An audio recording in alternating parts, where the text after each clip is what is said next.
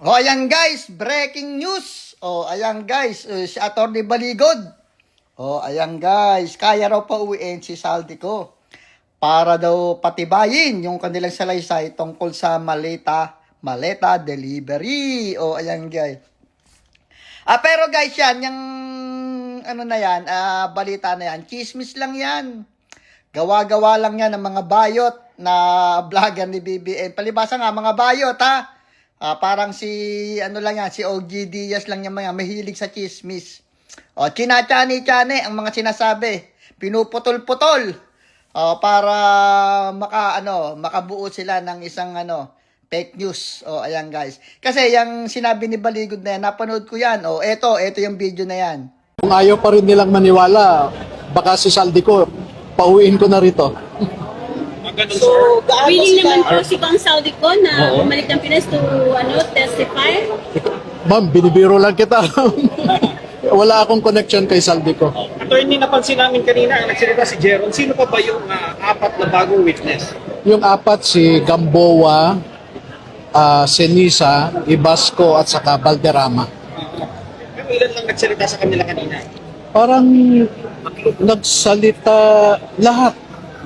Yung nasa likod na dalawa sa harap, si Gamboa at saka si Valderrama yung nasa harap kanina.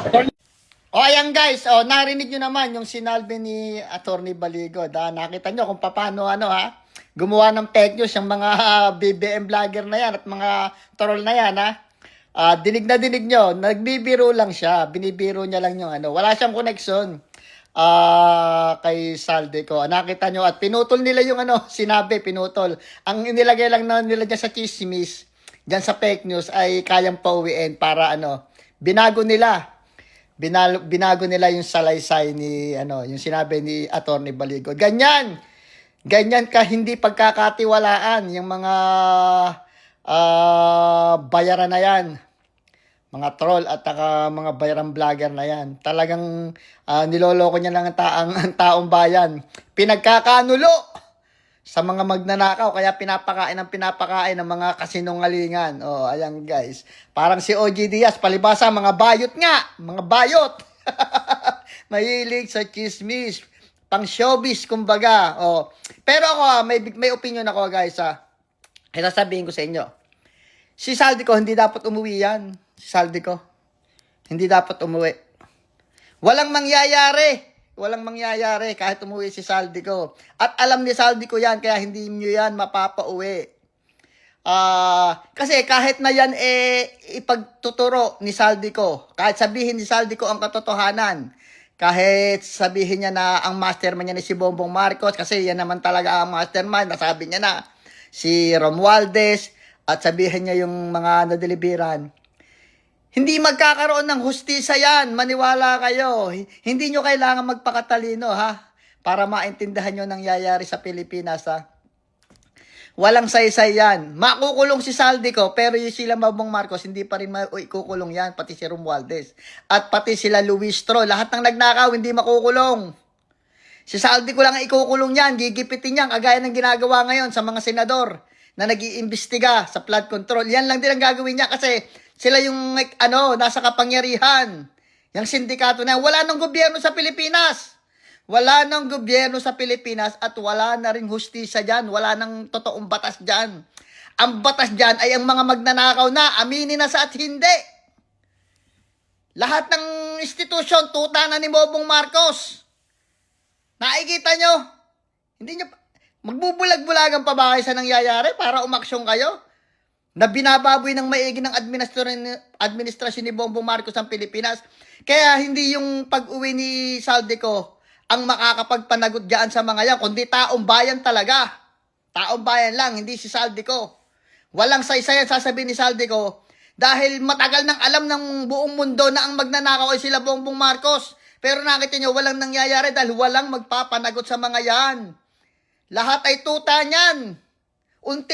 Ang ombudsman nga, garapalan na, tsaka NBI Ay mga kapulisan, protektado pa. Kung tuwing may magrarally, sila pa yung nakaharang doon. Pero ang pinoprotektahan nila, magnanakaw. Di ba? Wala na. Kaya si Saldico, pwede lang yan umuwi, Kapag hindi na si Bongbong Marcos ang nakaupo at pag wala na sila Rimulya at sila Matibag dyan, dyan lang magkakaroon ng hustisya. Pero sa ngayon kung sakali man, totoo yan kinichismis niya na kahit pa uwiin, hindi pwedeng umuwi yan. It's either yan ay gigipitin lang din, siya lang mag-isa makukulong, or tatakutin yan para bumaliktad at iba ituro. Mga Duterte na naman. Ganyan lang yan, mangyayari yan. Kaya si Saldico, alam niya yan, kaya hindi na uwi yan. Hindi. Kahit alam niyang napakahalaga niya. Alam niyang walang mangyayari, walang saysay. At ako naniniwala, hindi na rin magtatagal niyang administrasyon na yan ng mga magnanakaw. Dahil nakikita ko, malapit nang mapuno ang taong bayan. Alam niyo ba isang sanib puwersa lang Eto isang sanib puwersa lang ng Iglesia ni Cristo at saka ng mga DDS. Laglag yung mga yan. Kahit gamitin pa ni Marcos lahat ng puwersa niyan. Ng mga militar, ng mga kahit gamitin pa niyan lahat ng pera ng Pilipinas para protektahan siya ang kanyang kasamaan diyan, mga pagnanakaw niya. Pag sanib puwersa ang Iglesia ni Cristo at saka DDS, parehas walang nakakaalam ng totoong bilang ng mga yan. Pero ang sigurado natin, yung bilang ng DDS at Iglesia ni Cristo kayang magpanalo ng isang politiko. Kaya kahit pagsamahin mo lahat ng tuta ni Bongbong Marcos dyan, isama nyo na mga vlogger nyan, isama nyo na mga troll nyan, pag nagsanib puwersa ang Iglesia ni Cristo at saka DDS, yung talagang isang buhos wala na, finish na yan. At alam ko malapit na yon. Kasi abuso na. Abuso na ang ginagawa ni Bongbong Marcos. Nakita nyo, pati si Marcoleta ngayon palibasa si Marcoleta yung yung nandidikdik para maimbestigahan yung flood control na yan. O, di ba? At saka sila sino ba yung isa? Si Cayetano, di ba? Gigil na gigil yung mga yan, sa mga yan.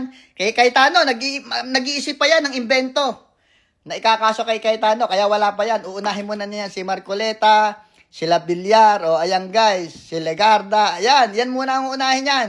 Kay Cayetano, medyo sobrang linis talaga niyan kaya walang maibintang na kahit kahit invento, walang makita kay Cayetano, pero alam ko magagawan din nila ng invento yan. Kasi sila nga nasa kapangyarihan.